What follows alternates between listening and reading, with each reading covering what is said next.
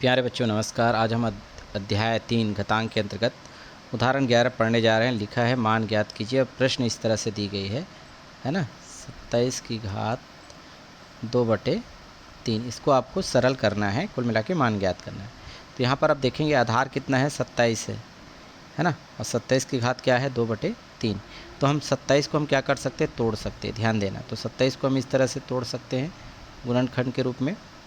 3 तिया 9, 3 या 27 और 3 तिया 9 और 3 एकम 3, यानी 27 की जगह हम 3 3 3 गुना के रूप में लिख सकते हैं। तो क्या लिखेंगे यहाँ पर, 3 गुना 3 गुना 3 की घात 2/3।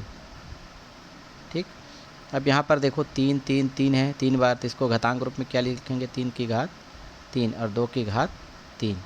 तो यहाँ पर क्या होता है, एक फार्मूला आता है, हमें पता है a का पावर m और पूरे का पावर n होता है, तो a का पावर m इंटू n होता है। यानी इन दोनों घात को हम क्या कर सकते हैं, गुना कर सकते हैं। तो 3 और घात कितना है, 3 का घात 3 घात है और गुना 2/3। तो ऊपर नीचे 3 और 3 क्या हो जाएगा, कट जाएगा। तो 3 की घात क्या हो जाएगा, 2, और 3 की घात 2 का मतलब 3 को 2 बार लिखना गुना के रूप में। तो इस तरह से 3 3 क्या हो जाएगा, 9। तो ये आपका आंसर होगा। इस तरह से इसे हम आसानी से बना सकते हैं। अगला प्रश्न देखते हैं, है ना। ये उदाहरण चूँकि ये 12 है और इसमें हम एक प्रश्न देख रहे हैं, बड़ा प्रश्न है, तो ध्यान देना है ना। यहाँ पर हमारे पास प्रश्न है मान ज्ञात कीजिए, और प्रश्न इस तरह से है, थोड़ा सा बड़ा होगा ये, है ना। प्रश्न देखेंगे, 27/64 की घात 7/3 है, भागित हमारे पास प्रश्न है 27/64 की घात 5/3। ये हमको प्रश्न में दिया गया है। तो इसे हम किस तरह से बना सकते हैं, चूँकि हमारे पास एक भाग का फार्मूला होता है। कैसा फार्मूला होता है, a का पावर m भागित a का पावर n, इस रूप में दिखाई दे रहा है, बराबर a का पावर m माइनस n होता है, माइनस n। a इसको समझिए, ये वाला a है, ठीक है। m की जगह क्या है, 7/3 है। तो इस तरह से इस फार्मूले से मैच हो रहा है, तो इसे हम इस रूप में लिख सकते हैं। तो कैसे लिखेंगे, यहाँ पर हम बता रहे हैं इसके बाद कंटिन्यू। तो यहाँ पर हम इस तरह से लिखेंगे, तो हमारे पास वैल्यू आ जाएगी 27/64 की घातांक क्या है, 7/3 में घटाएंगे 5/3 को। इसका एलसीएम निकाल देते हैं। तो 27/64 दिया गया है, तो 27/64 दिया गया, इसको अभी रहने देते हैं, बाद में इसकी संक्रिया करेंगे। इसका एलसीएम आएगा 3, तो 7 में है ना, 7 में फिर 5 घटा देंगे। शॉर्ट फॉर्म में इस तरह से लिखा जाता है। तो आगे हम इसको प्रोसेस करेंगे। तो 27/64 की घात 7 में 5 घटाएंगे तो बचेगा 2/3।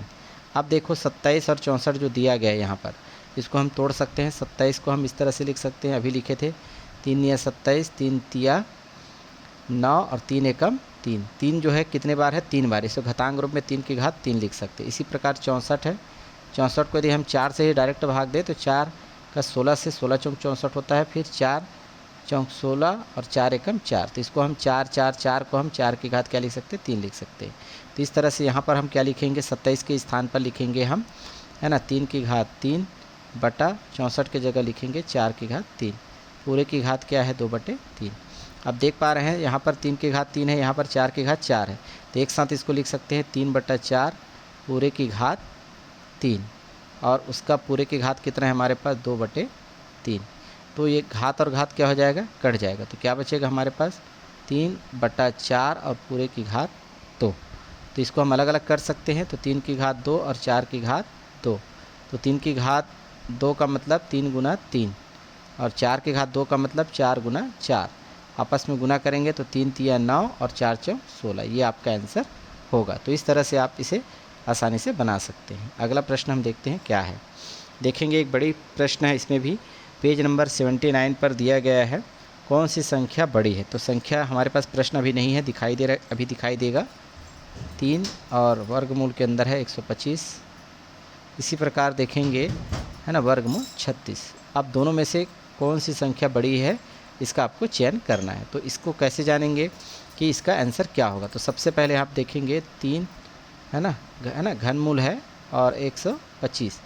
तो 125 को हम क्या करेंगे, गुणनखंड निकाल लेंगे। यहाँ पर 125 का गुणनखंड निकालेंगे तो ये किससे जाएगा, 5 से, 5 दूनी 10, 5 पंचे 25, 5 से फिर जाएगा 5 पंचे 25 और 5 एकम 5, तो 5 5 5 3 बार है, इसको हम घातांक रूप में 5 की घात 3 लिख सकते हैं। इसी प्रकार 36 को हम क्या लिख सकते हैं, 6 गुना 6 है ना, वर्गमूल 36 है, तो इसके जगह हम 6 गुना 6 यानी 6 का वर्ग है। तो यहाँ पर हम आपको बता रहे हैं तो इसको इस तरह से प्रोसेस में लिखेंगे, तो इसके जगह लिखा जाएगा 5 गुना 5 गुना 5, और ये घनमूल है, तो इसको हम घातांक रूप में कैसे लिखेंगे आगे प्रोसेस में 3, और घनमूल के अंदर 5 5 5, तो 5 की घात कितना होगा, 1 मिनट, 5 की घात 3, तो ये 3 और 3 क्या हो जाएगा, कट जाएगा, तो क्या बचेगा हमारे पास 5।